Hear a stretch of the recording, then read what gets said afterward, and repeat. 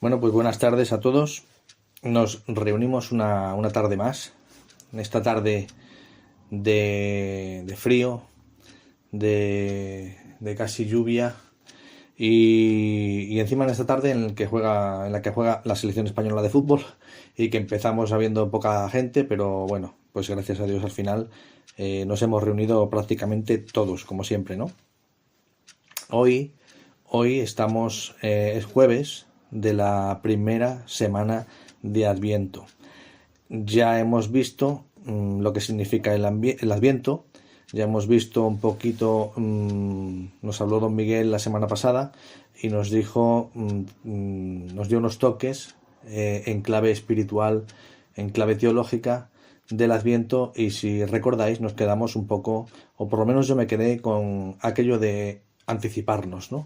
Anticiparnos, y lo concretizábamos en anticiparnos a las lecturas del domingo, para que cuando llegue el domingo no recibamos las lecturas de la liturgia de la Eucaristía en la misa, no las recibamos fríamente como el que se enfrenta por primera vez con ellas, sino que digamos que ya vengamos un poquito mojados, ¿no? Un poquito mojados para que en ese domingo, en esa liturgia de la palabra, pues ya digamos que nos empapemos del todo en la liturgia de la palabra, ¿no? Y bueno, pues ahora esta semana vamos a hablar también del Adviento. La semana pasada no estábamos en Adviento y en esta semana vamos a hablar del Adviento ya en una clave más de formación, ¿vale? Entonces, lo primero que quería deciros es que una vez que pasa el Adviento, una vez que el domingo pasado celebrábamos el primer domingo de Adviento, cambiábamos de año litúrgico, ¿vale? El año civil va desde enero hasta diciembre, pero el año litúrgico va desde Adviento hasta la última semana del tiempo ordinario, que es la 34 semana del tiempo ordinario, que comenzaba con la fiesta de Jesucristo, Rey del Universo, y que concluía la semana pasada cuando iniciábamos el primer domingo de Adviento, ¿vale? Quiere decir que se retrasa un poquito lo que es el calendario, el año litúrgico con respecto al año civil, ¿no? Con lo cual nosotros podemos decir ya que en el calendario litúrgico ya estamos en el año 2023. Si bien es verdad que nosotros no hablamos de años cuando hablamos del año litúrgico, sino de ciclos. Ciclo A, ciclo B, ciclo C. El año 2022, si recordáis, el ciclo era el C, que es el que hemos dejado atrás, y después del ciclo C volvemos otra vez cíclicamente, por eso se llaman ciclos, a el ciclo A. O sea, este año 2022 ha sido el ciclo C, el año 2023 celebraremos el ciclo A y el año 2024 el ciclo B, para el 2025 volver otra vez al ciclo C, y así constantemente, ¿vale? Los ciclos no tienen digamos, otro sentido que una persona que vaya durante esos 3 años seguidos celebre la Eucaristía, pues digamos, en la liturgia de la palabra ha podido abarcar prácticamente la totalidad de la Biblia, ¿no? El ciclo A se corresponde con el ciclo de Mateo, el ciclo B es el ciclo de Marcos y el ciclo C es el ciclo de Lucas. El Evangelio de San Juan se intercala en los tres, ¿vale? De tal manera que si el ciclo que hemos dejado atrás era el ciclo C, pues era el ciclo de Lucas, y si os acordáis, las lecturas dominicales fundamentalmente en el Evangelio era del Evangelio de Lucas. Este año, que es el ciclo A, porque el Adviento ya hemos dicho que comienza con el primer domingo de Adviento y así inauguramos ciclo, pues inaugurando el ciclo A comenzamos a trabajar más y a escuchar más en la liturgia de la Eucaristía, en la misa, el Evangelio de San Mateo, ¿vale? El primer Evangelio de todos los escritos no es el de San Mateo, es el de San Marcos, pero en la Biblia el orden que se ha establecido es el de Mateo, Marcos, Lucas y Juan, ¿vale? Los tres primeros, que se llaman los tres evangelios sinópticos, porque se pueden ver como una visión en conjunto, son los tres que marcan los ciclos. Ciclo A, ciclo de Mateo; ciclo B, ciclo de Marcos; ciclo C, ciclo de Lucas. Y como ya os he dicho, el evangelio de San Juan se va intercalando en los tres, ¿vale? Entonces, el año litúrgico, pues se compone de tiempos fuertes y tiempos menos fuertes, ¿no? Hay dos momentos, digamos, clave, que son las dos Pascuas. La Pascua de la pasión, la muerte y la resurrección de nuestro Señor Jesucristo, que va precedida por un tiempo de preparación, que es la Cuaresma, ¿vale? Son 40 días en los que nos vamos preparando para ese tiempo fuerte que es la Pascua, ¿no? La Semana Santa, ¿no? Y en Navidad, en este tiempo en el que acabamos de inaugurar ahora, pues ocurre un tanto de lo mismo. La Pascua de Navidad es un tiempo muy importante y por tanto no podemos enfrentarnos a él pues como el que se enfrenta a cualquier día, como por ejemplo cuando pasamos de un domingo a un lunes y ni siquiera nos enteramos porque forma parte ya de algo rutinario, ¿no? Estamos hablando de un acontecimiento muy importante. Ambas Pascuas son los dos momentos fuertes más importantes del año. Daos cuenta de que es el nacimiento de nuestro Señor Jesucristo y la muerte, la pasión, muerte y resurrección de Jesús también, ¿no? Entonces, pues igual que en Cuaresma nos preparamos para ese momento tan importante, en Navidad, que es el momento próximo que está por venir, nosotros lo esperamos ya desde el principio, ¿vale?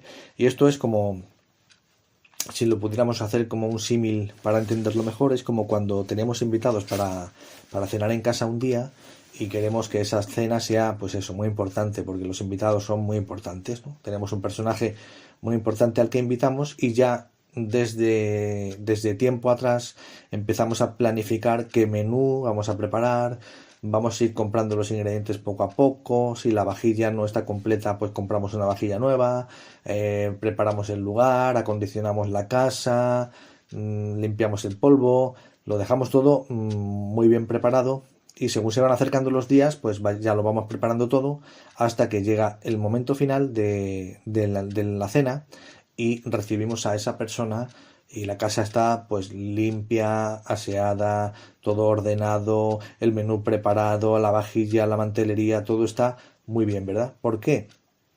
Porque esa persona es importante, pero eso no se hace de la noche a la mañana.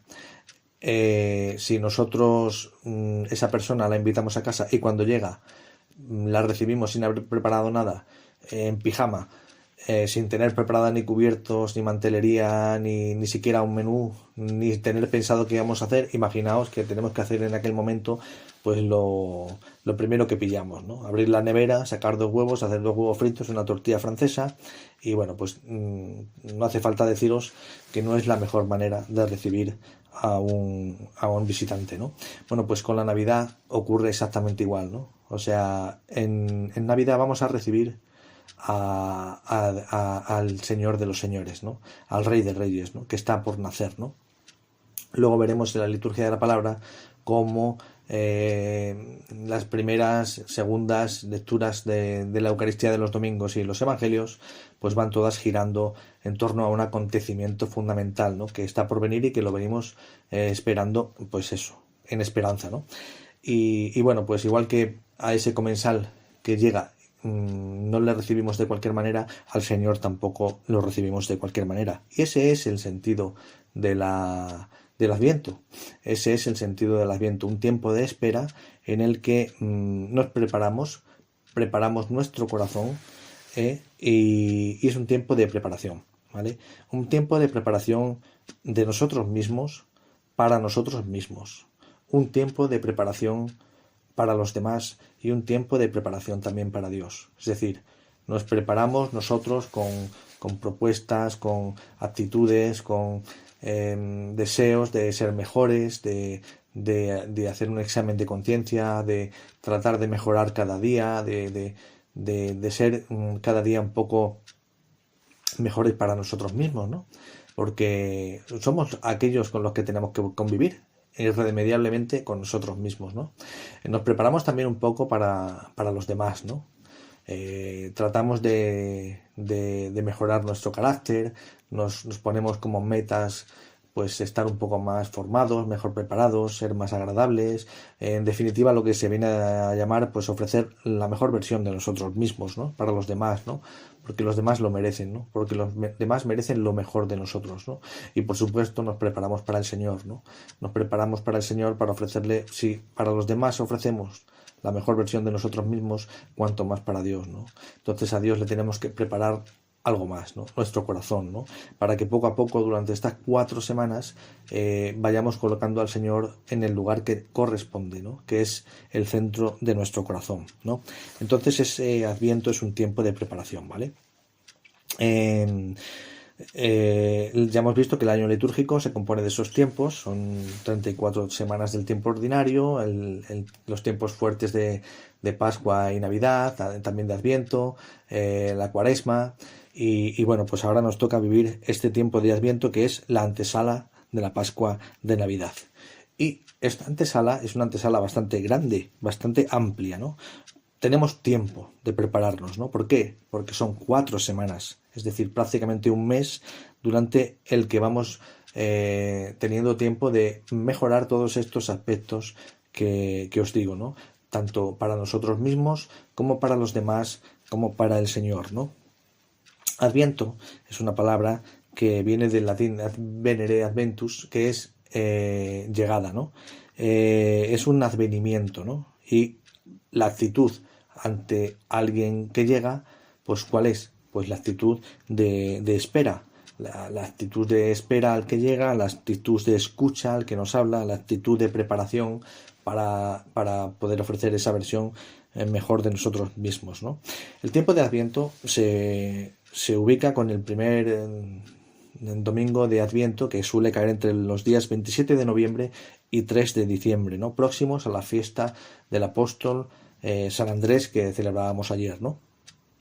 Entonces hemos dicho que hemos pasado del ciclo del ciclo C al ciclo A. Pasamos al ciclo A, que es el ciclo de Mateo. Y una de las cosas importantes que tiene este tiempo litúrgico es precisamente eso, la liturgia, ¿no? En primer lugar, si vamos a las iglesias nos daremos cuenta de que los ambones, de que los altares, de que todos los ornamentos pues están, digamos, teñidos de violeta, ¿no? Es decir, las telas, los manteles, todo este tiempo se caracteriza por el color morado, ¿no? Que es propio del tiempo de Cuaresma, como también lo es de Adviento, ¿no? Si en Cuaresma ese color significa penitencia y preparación para lo que está por venir, que es un momento muy fuerte, pues en Adviento ocurre un tanto de lo mismo. Es un tiempo de preparación y ese color morado precisamente significa eso, la vigilancia, la espera, la preparación, ¿no? Entonces, el color, si os dais cuenta, los sacerdotes cuando celebren la Eucaristía, os daréis cuenta de que la casulla que llevan es de color morado, ¿vale? Y eso es porque yo conozco un sacerdote que decía que había una niña que les decía siempre, es que siempre te vistes de verde, porque claro, normalmente el tiempo litúrgico es el que predomina, ¿no? Es el más extenso en el año litúrgico, ¿no? Y en el tiempo ordinario el sacerdote se reviste de verde. Y esa niña, pues recordando quizás un tiempo de Cuaresma o de Adviento de otro año, le decía que le gustaría verle otra vez vestido de morado, ¿no? Como si el sacerdote pudiera abrir el armario e igual que nosotros decidir qué color viste hoy, ¿no? No, en la iglesia, la liturgia de la iglesia no funciona así. Es decir, todo está pensado y calculado para cada momento concreto. Eso es la liturgia, que está cargada de ese simbolismo, ¿no? Por eso en Adviento usamos este color y ya pues lo mantendremos hasta la última semana de Adviento. Y otro elemento muy importante, y este sí que me interesaba recalcarlo y explicároslo porque es muy importante, lo vemos constantemente año tras año y muchas veces pasamos por encima de él, no sé, de forma, con una mirada, como se suele decir, desaprensiva, ¿no? Sin darnos cuenta, ¿no? Me refiero a la corona de Adviento, ¿no? Una cosa parece tan simple, pero que sin embargo está tan cargada de significado, ¿no? Y eso es una cosa que quería explicaros hoy porque creo que es, primero, interesante y segundo, bueno, pues necesario, ¿no? Nosotros vivimos nuestra fe y profesamos nuestra fe y para ello también tenemos que conocer nuestra fe, ¿no? No solamente somos seres sintientes, sino también somos seres cognoscitivos, es decir, tenemos que aprender, tenemos que empaparnos de nuestra cultura. Pocas culturas hay tan ricas como la cultura cristiana, ¿no? Y concretamente la católica, ¿no? Es decir, todo tiene un porqué, todo tiene un sentido, nada está dejado al azar, ¿no? Todo está pensado y calculado, ¿no? Y la corona de Adviento, como vamos a ver, es un claro ejemplo de ello, ¿no? Entonces, con respecto a la corona de Adviento, lo primero que hay que hablar es sobre su origen, ¿no? Sobre su origen se remonta a tiempos muy antiguos, cuando los misioneros, pues españoles, franceses, italianos, viajaban al norte de Europa y en los países nórdicos, germánicos, pues se encontraban con que, bueno, pues las noches eran muy largas y muy frías, los días eran muy cortos y también muy fríos, y bueno, pues había hambre, y aquellas comunidades se reunían en torno a unas hogueras que hacían en círculo, ¿no? Y donde le pedían a sus dioses paganos, pues que poco a poco las noches fueran siendo más cortas, los días más largos, se fuera acercando el verano, ¿no? Y a medida que pasaba el tiempo ellos achacaban esa concesión de esa benevolencia, digamos así, ¿no? A sus dioses gracias a esos ritos que tenían, ¿no? Los misioneros, porque así funciona nuestra cultura, ¿no? Los misioneros tomaron esos elementos paganos y los cristianizaron, ¿no? Y los representaron en esto que tenemos delante, ¿no? Una corona de Adviento, que es un elemento circular que tiene 4 velas y que poco a poco se van encendiendo cada uno de los domingos de Adviento, ¿no? Pero todo esto tiene un simbolismo y un sentido y un significado que vamos a ver, ¿no? En primer lugar, vemos que la corona de Adviento es circular, por tanto, nos paramos en la forma, ¿no? ¿Por qué la corona de Adviento no es cuadrada o triangular o rectangular? Bueno, pues tiene su sentido, ¿no? Y el sentido es, vamos a hablar mucho de simbolismo, ¿no? El sentido es que el círculo es la figura, digamos, de la perfección, más perfecta, ¿no? Que existe en el sentido de que no tiene un origen, un comienzo, un fin. Un cuadrado, un rectángulo, un triángulo, yo si quiero puedo contar las aristas que tiene y puedo fijarme en una de ellas concretamente, la superior derecha, si es un cuadrado, y a partir de ahí empezar a contar y siempre tendré como referencia la esquina superior derecha. En un círculo eso no lo puedo hacer, porque un círculo no tiene ni comienzo ni fin. Y eso es lo que quiere simbolizar la corona de Adviento.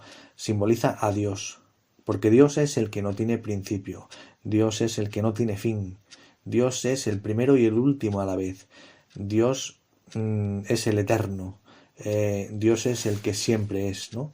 Entonces, si tuviéramos que representar a Dios con una figura geométrica, ¿cómo se representa la eternidad? Pues de forma circular, ¿no? Es decir, de una forma que no tiene límites, nunca acaba, ¿no? No tiene principio, no tiene fin, ¿no?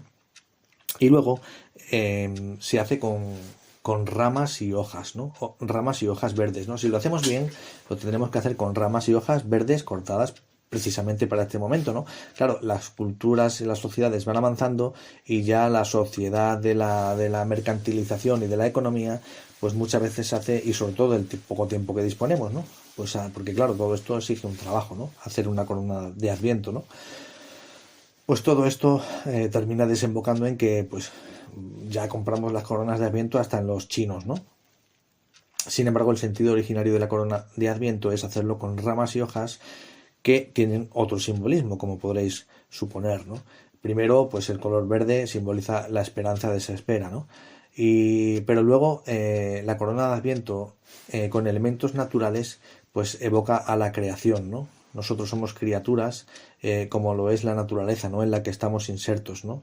Dios nos creó a nosotros de la Adamá, de la tierra, y nosotros somos parte de la naturaleza. Y por eso la mejor forma de representarlos es con esas ramas y hojas verdes que simbolizan, pues eso, la naturaleza, la creación de Dios, ¿no? Y luego, por otro lado, tenemos frutos, bayas rojas que se intercalan entre ese follaje de hojas verdes, ¿no? Y esos frutos, pues bueno, pues hay quien los quiere ver como los frutos que tenemos que dar nosotros, las criaturas, los seres creados por Dios, que estamos insertos en esa vida de Dios, esa vida circular, estamos insertos en esa naturaleza del follaje de hojas verdes, ¿no? Y esos son los frutos que tenemos que dar nosotros, ¿no? También hay quien lo representa como el fruto de la manzana, de la que Adán y Eva comieron, y bueno, pues simboliza también un poco nuestra naturaleza pecadora, ¿no? Y cómo estamos insertos en Dios que nos salva gratuitamente, ¿no? Que nos salva gratuitamente. Entonces, esos frutos simbolizan eso, ¿no? Luego, esa corona obviamente tiene, como vemos, 4 velas, ¿no? Y estas 4 velas, que es otra de las cosas que se ha ido perdiendo poco a poco, pues también tiene su simbolismo, ¿no? Si os dais cuenta, las velas tienen pues 4 colores distintos, ¿no? Morado, verde, rojo y blanco. Y se van encendiendo cada uno de los domingos de Adviento, de los 4 domingos de Adviento, en ese mismo orden. Es decir, primero la morada, después la verde, después la roja y por último la blanca. Y se enciende en ese orden y no en otro por un motivo que ahora os explico. En primer lugar, cada vela ya hemos visto que significa una semana y durante esa semana se enciende en la Eucaristía esa vela, ¿no? Y en la primera encendemos la vela, como hemos dicho, morada. Esta semana que estamos, que es la primera semana de Adviento, cada vez que vayamos a la Eucaristía vemos, o deberíamos ver encendida la vela morada. Ya os he dicho que muchos sacerdotes en muchas parroquias ya ni siquiera las velas son de colores, son todas de un solo color, o muchas veces ni siquiera se ponen en círculo, sino que se ponen a lo mejor en forma alineada, como queriendo significar un camino, el camino del Adviento. Bueno, pues todas esas formas son lícitas, ¿no? Digamos que lo que yo os explico aquí no es una cosa que está mandada y tiene que ser así forzosamente, obligatoriamente, sino yo os explico un poco el sentido originario, el sentido de la corona de Adviento. Pero luego cada parroquia, pues digamos que hace sus variaciones, unas veces de forma más motivada, otras veces, por desgracia, pues digamos, sin saber muy bien por qué, simplemente pues las velas de todos los años, la colocación de todos los años y bueno, pues eso es un poco lo malo de caer en la rutina, ¿no? No hacer las cosas por el sentido que tienen, sino porque hay que hacerlas, ¿no? Entonces eso se nota en las coronas de Adviento, ¿no? Cuando uno va a una parroquia y ve que todas las velas son blancas, pues se da cuenta de que, bueno, pues que no subyace debajo este sentido, ¿no? Este simbolismo del que estamos hablando, ¿no? Cuando uno va a una parroquia y todas las velas están todas en fila una detrás de otra, bueno, pues eso será la línea de Adviento, pero desde luego no es la corona de Adviento, ¿no? Y repito que esto no quiere decir que estos párrocos lo hagan mal, ni con mal sentido, ni por supuesto que sean unos ignorantes, porque nadie mejor que ellos conoce perfectamente el sentido no solo del Adviento, sino de la corona de Adviento, ¿no? Pero bueno, como os decía, la vela morada se enciende la primera porque ya hemos visto que el color morado pues simboliza eso, vigilia, espera, preparación, y inauguramos un tiempo nuevo y tenemos que inaugurar una actitud nueva con este tiempo, y esa actitud es esta, ¿no? La actitud de espera, la actitud de preparación, la actitud de saber que por delante tengo 4 semanas para prepararme yo para mí mismo, prepararme para los demás, prepararme para el Señor y preparar el camino del Señor, ¿no? Ser un poco Juan Bautista, ¿no? Para preparar el camino del Señor para que ocupe el centro de nuestro corazón, ¿no? Pasando a la segunda semana, el segundo domingo de Adviento, que será este próximo domingo, pasamos de la vela morada a encender la verde. Y no es que se encienda solamente la verde, sino que se enciende la morada y la verde, las dos, ¿vale? Con el tercer domingo de Adviento se encenderán las 3 verdes, la morada, la verde y la roja, y en el cuarto domingo de Adviento encenderemos las 4, ¿vale? Entonces, digamos que la vela morada está encendida todo el tiempo de Adviento, la vela verde se enciende desde la segunda semana hasta el final, la vela roja desde la tercera semana hasta el final y la vela blanca pues se enciende solamente la última semana. Es por eso que normalmente veréis que la vela morada pues es muy pequeñita, la vela verde es un poquito más grande, la vela roja es un poquito más grande y la más grande de todas es la blanca, por la sencilla razón de que es la que menos tiempo está encendida. Entonces, y por eso también, pues muchas veces se hacen las velas en el sentido inverso, ¿no? Para que se vayan consumiendo las velas y duren más, ¿no? Se hace más larga la vela morada, más corta la vela verde, más corta la vela roja y más cortita la vela blanca, para que, bueno, pues que con el tiempo se vayan igualando, ¿no? Hay una posibilidad que algunos lo hacen, que es en el lugar de la vela roja intercalar una vela rosa, ¿vale? Ahora lo veremos. Bueno, vamos a seguir y ahora os explico por qué. Pero eso no sustituyendo la vela roja por la rosa, sino bueno, sustituyéndola. Pero me refiero que no quitando la vela blanca, sino la vela blanca poniéndola en el medio. Pero continúo porque si no, no vamos a entender eso. Hemos dicho que después de la vela morada colocamos la vela verde. Encendemos en la segunda semana de Adviento la vela verde, que simboliza la esperanza. ¿Por qué? ¿Por qué se enciende la segunda? La primera era porque inaugurábamos el tiempo de espera, de vigilancia. ¿Y ese tiempo cómo tiene que ser? Tiempo de esperanza. ¿Cómo lo recordamos? Encendiendo la vela verde, ¿vale? En la tercera semana nos damos cuenta de que además ese tiempo no tiene que ser de esperanza, sino también de alegría.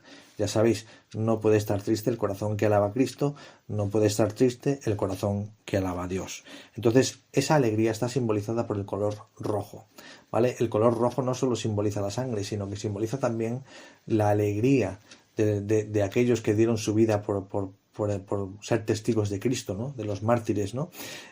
Los celebramos con alegría, ¿no? Entonces el color rojo no es un color que digamos que sea tétrico, sino que es un color que simboliza la alegría y esa esperanza que hemos visto, esa espera que hemos visto, que tiene que ser esperanzada, simbolizada con la vela verde, tiene que ser también alegre, simbolizada con la vela roja. Y esa estamos ya muy cerca de la cuarta semana de Adviento, que es la semana última de este tiempo de preparación y en la que encendemos finalmente la vela blanca, porque si la vela roja ya era un tiempo de alegría por la cercanía del Señor, la vela blanca ya nos está diciendo que ya está aquí, ¿no? Y esto, bueno, pues yo lo comparo como cuando esa persona a la que hemos invitado a cenar a casa llega a cenar durante 15 días, estamos preparando esa venida y justo cuando ya llega el día de la cena, es como esa vela blanca, es como cuando esa persona llama al portero automático y ya está de camino entre el portal del edificio y subiendo al ascensor y a punto de llegar a casa, ¿no? Bueno, pues ese momento final es el que simboliza la vela blanca, ¿no? Si la vela roja era la cercanía de la alegría por la cercanía del Señor, la vela blanca es ya casi la presencia del Señor entre nosotros, ¿vale? Os hablaba de la posibilidad de en el lugar de la vela roja poner una vela rosada y bueno, pues la vela blanca ponerla también en el medio, ¿no? Porque os hablo de una cosa muy importante. Mirad, el tercer domingo de Adviento es un domingo especial. Es un domingo que se llama Domingo de Gaudete, ¿vale? Algo parecido no, algo igual ocurre con el cuarto domingo de Cuaresma. En este caso ese domingo no se llama de Gaudete, sino que se llama de Laetare, ¿vale? Ambas palabras se podrían decir que son sinónimas, ¿no? Laetare significa alegría, alegraos, porque está a punto de llegar la resurrección, ¿no?, del Señor, ¿no? Y Gaudete, el tercer domingo de Adviento, significa también eso, gozo, alegría, porque está a punto de llegar el Señor, ¿vale? Entonces, esa vela rosa o ese momento es importante porque muchos curas, y esto sí que es importante y bonito, ¿no?, simbolizan esto en la liturgia de la Eucaristía con una casulla, que es digamos el poncho, ¿no?, por decirlo de alguna manera, que se ponen encima los sacerdotes en la Eucaristía, y esa casulla es de color rosa, ¿vale?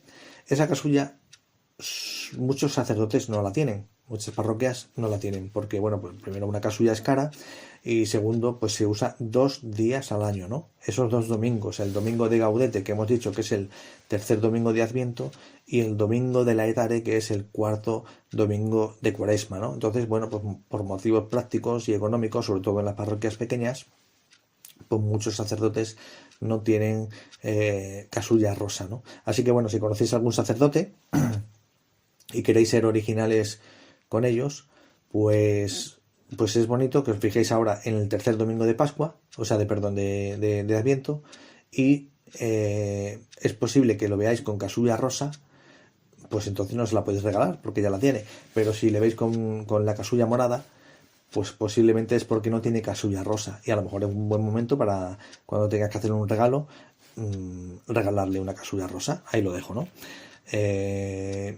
Porque es importante y es bonito, pues eso, conservar estas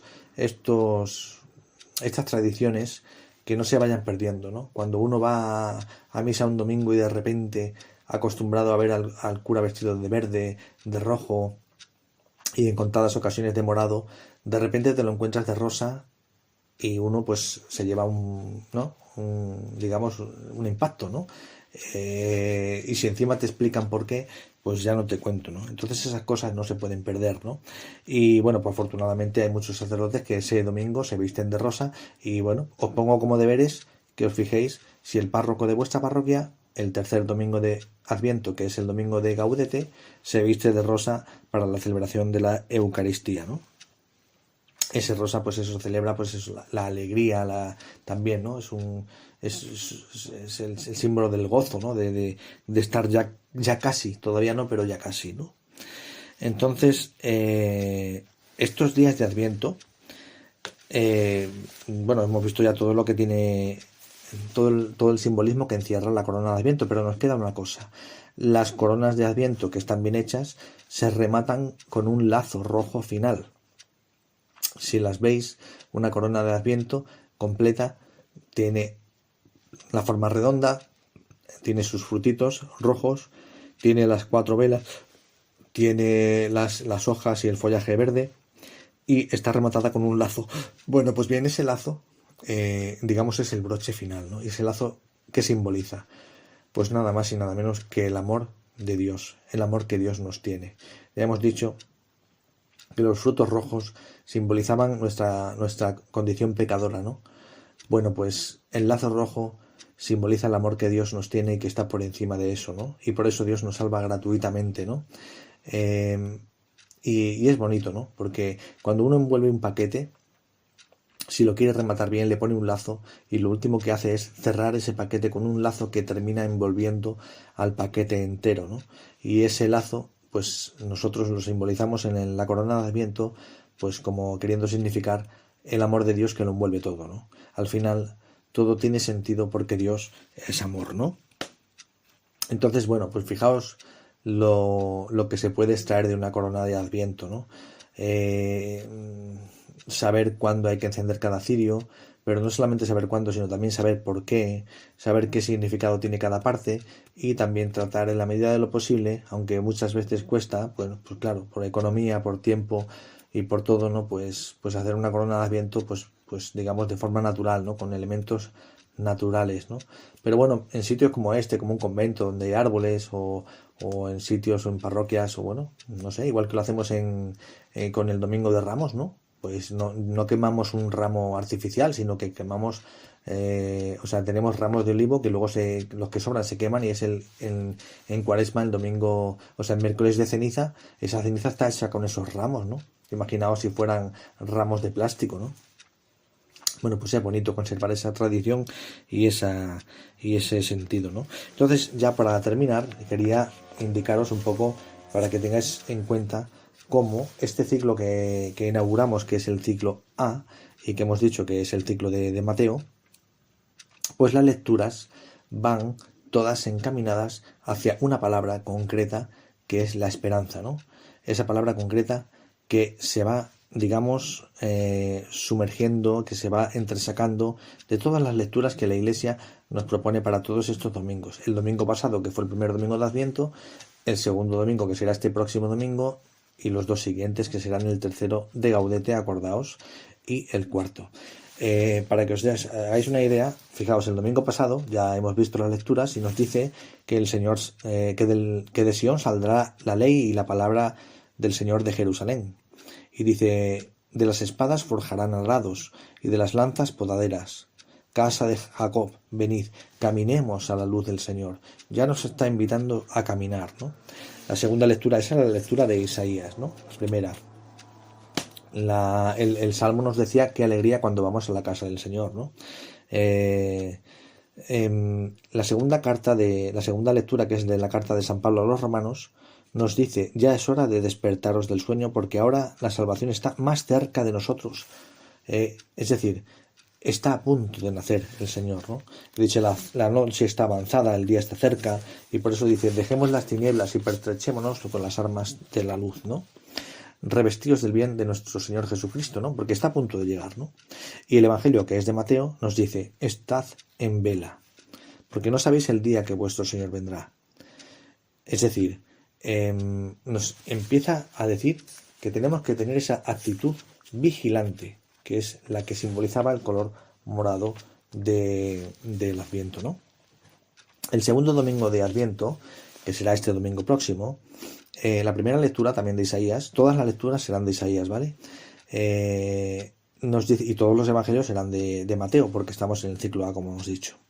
Entonces dice Isaías, que brotará un renuevo del tronco de Jesé, y de su raíz florecerá un vástago, ¿vale? Nos habla de la justicia como ceñidor de su cintura, y nos dice que habitará el lobo con el cordero, el leopardo se tumbará con el cabrito, y fijaos, el niño de pecho retoza junto al escondrijo de la serpiente. Es decir, nos habla de lo gloriosa que será la morada, ¿no?, del Señor, ¿no?, que nos está preparando, ¿no? Fijaos, la palabra esperanza está siempre brotando de todas estas lecturas, ¿no? La esperanza, ¿no?, de eso que está por venir, ¿no? Y San Pablo a los romanos les dice, todo lo que se escribió en el pasado se escribió para que tengamos esperanza. Esto nos lo va a decir San Pablo este próximo domingo. Fijaos y anticipaos y meditad estas lecturas, porque todas ellas se extrae esa tónica general que es la esperanza de este propio tiempo de espera del nacimiento del Señor, ¿no? Y el Evangelio, también de San Mateo, nos dice, convertíos porque está cerca el reino de los cielos. Y dice, este es el que anunció el profeta Isaías, diciendo, voz que grita en el desierto, preparad el camino del Señor, allanad sus senderos, ¿no? Nos habla de Juan el Bautista, ¿no? Isaías nos hablaba de Juan el Bautista, ¿no? Eso nos dice San Mateo, ¿no? Y si nos vamos al tercer domingo de Cuaresma, de Adviento, que es, os he dicho que es el domingo de Gaudete, una vez más Isaías en la primera lectura nos dice, he aquí vuestro Dios, llega el desquite, la retribución de Dios, viene en persona y os salvará. Alegría sin límite. Y por tanto dice que quedan atrás la pena y la aflicción, ¿vale? La segunda lectura esta vez es de Santiago, dice, hermanos, esperad con paciencia hasta la venida del Señor, fortaleced vuestros corazones, porque la venida del Señor está cerca. ¿Os dais cuenta? Siempre nos habla de la venida del Señor, de que está cerca, de que está por llegar y de que nos tenemos que preparar. Y el Evangelio de San Mateo nos habla de Jesús cuando Juan, que había oído en la cárcel las obras de Jesús, del Mesías, mandó a sus discípulos a preguntarle, ¿eres tú el que ha de venir o tenemos que esperar a otro? Y ahí es cuando Jesús les dice, pues mirad, id y decidle lo que estáis viendo, ¿no?, a Juan, que los ciegos ven, que los cojos andan, que los leprosos quedan limpios, etcétera, ¿no? Y entonces dice, ¿a qué salisteis? ¿A ver a un profeta? Pues sí, os digo que es un profeta y más que un profeta, este es de quien está escrito, yo envío a mi mensajero delante de ti, el cual preparará tu camino ante ti. Se refiere a Juan el Bautista, ¿no? Es decir, esto es en el tercer domingo de Adviento, que es el domingo que os he dicho que es de Gaudete. Y por último, el cuarto domingo de Adviento, la primera lectura, otra vez Isaías, nos dice, aquí sí que es importante, está aquí ya casi, dice, mirad, la Virgen está encinta y dará un hijo, a luz un hijo y le pone por nombre Emmanuel, que significa Dios con nosotros. Y San Pablo le dice otra vez a los romanos: Pablo, siervo de Cristo Jesús, llamado a ser apóstol, y tal, dice: este es el evangelio prometido ya por sus profetas en las escrituras santas. Se refiere al Hijo de Dios, nacido según lo humano, de la estirpe de David, nacido de María, y habla de Jesucristo, nuestro Señor. Y por último, el evangelio, que es de Mateo, porque estamos en el ciclo A, una vez más, pues dice: así es la generación de Jesucristo, y nos habla de que es hijo de David. Y le dice, el ángel le dice a José: no tengas reparo en llevarte a María, tu mujer, porque la criatura que hay en ella viene del Espíritu Santo. Dará luz un hijo, y tú le pondrás por nombre Jesús. Y aquí está la clave: porque él salvará a su pueblo de los pecados. Fijaos, Jesús viene de Yehoshua, que es Yeho, es la clave de Yahvé, y Josué es Salvador, ¿no? Yahvé, Salvador, Yahvé que salva, ¿no? ¿Y qué es Jesús? Dios que nos salva, ¿no? Entonces, bueno, pues esto es un poco todo, ¿no? Hemos visto un poco qué es el Adviento, qué es el tiempo de preparación, cómo nos tenemos que preparar, no solo para nosotros mismos, sino también para los demás y para con Dios. Y hemos visto un poquito de la liturgia, ¿no? No solamente de los colores litúrgicos, sino también, bueno, pues la corona de Adviento, el sentido, el significado, para que podamos también meditar con la corona de Adviento. Y, bueno, pues qué manera mejor de concluir esta charla que dándoos un toque y pues de esa esperanza de la que habla tanto el Adviento, en la persona que mejor refleja ese tiempo de espera, ese tiempo de esperanza, que no es otra que la Virgen María. Nadie mejor que ella supo esperar al Mesías, y nadie lo hizo antes que ella, mejor que ella, porque ella lo llevó en su seno, ¿no? Fijaos, 9 meses esperando al Señor, ¿no? Ella, como primera custodia, ¿no? Como custodia viviente, tuvo al Señor en su seno y lo esperaba pues con gozo, ¿no? Para ella todo era un tiempo pues eso, de gaudete, ¿no? De esperanza y de alegría, ¿no? Y bueno, pues por eso quería acabar esta charla con una canción que, bueno, que creo que es muy indicada para este tiempo. Primero porque siempre es bueno concluir todo hablando de María, ¿no? Para poner ese broche final, ¿no? A toda enseñanza, a toda catequesis, a toda... La Iglesia lo hace siempre, ¿no? En toda predicación siempre se acaba hablando, poniendo un broche mariano, ¿no? Y bueno, pues yo quería hacer lo mismo, ¿no? Y quería hacer lo mismo poniendo, pues eso, de relieve la canción de Santa María de la Esperanza, ¿no? Una canción que nos recuerda que, pues eso, que tenemos que ser hombres y mujeres no solamente de fe, sino también de esperanza, ¿no? Y por supuesto, hombres y mujeres caritativos, para que esas tres virtudes teologales, que son la fe, la esperanza y la caridad se manifiesten en nosotros cada día, ¿no? Este tiempo de Adviento ponemos el énfasis en la esperanza, ¿no? En la esperanza, en ese tiempo de espera. Y por eso le pedimos a María, nuestra Madre, que, pues eso, que nos bendiga y que interceda por nosotros ante el Señor, para que nos conceda esa virtud y ese don que es ser hombres y mujeres de esperanza, ¿no? Y hombres y mujeres que se preparan para ser mejores, para ofrecer lo mejor y para dedicarle al Señor esa habitación que está en nuestro corazón y que solo tiene la forma del Señor, que solo Él puede ocupar. Y es importante, porque nos jugamos no solamente la salvación no porque ya estamos salvados, porque Dios nos salva gratuitamente, porque la sangre de Cristo nos ha redimido. Nos jugamos algo importante, nos jugamos nuestra felicidad, el poder decir que ya estamos viviendo el cielo en la tierra, el poder decir que aquello que esperamos es ese reino de Dios del que Jesús tanto nos hablaba y que nos decía que ya está aquí, que el reino de Dios ya ha llegado. El reino de Dios está en ti, el reino de Dios está en mí. Y solamente nos hace falta tener un poquito de fe y un poquito de esperanza para descubrirlo y para saberlo.